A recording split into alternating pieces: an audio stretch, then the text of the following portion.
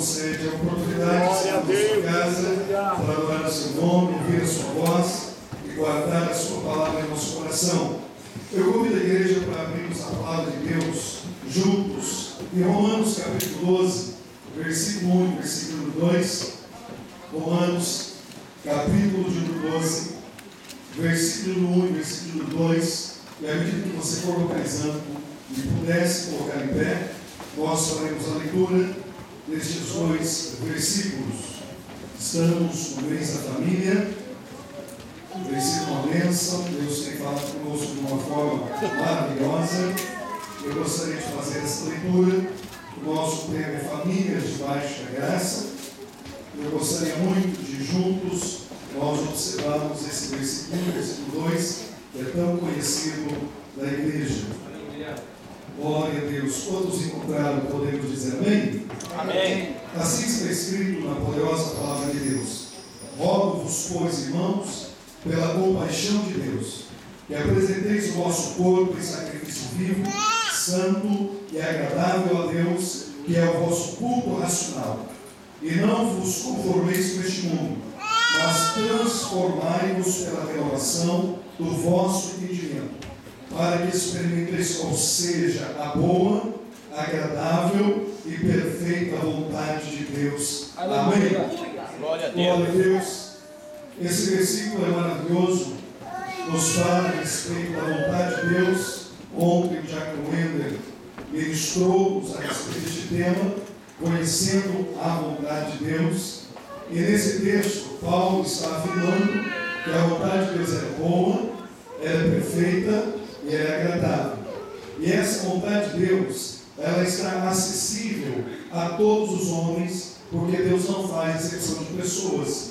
Existe apenas uma condição para que todos os homens possam experimentar essa boa, perfeita e agradável vontade de Deus.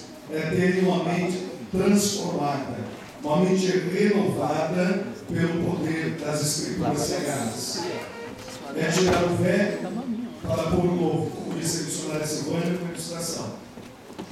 É tirar as velhas roupas do guarda-roupa para colocar novas roupas no nosso guarda-roupa. É tirar a velha mente e colocar uma nova mente. E Paulo, nessa linha de pensamento, diz que nós temos a mente de Cristo. Nós temos a mente de Cristo.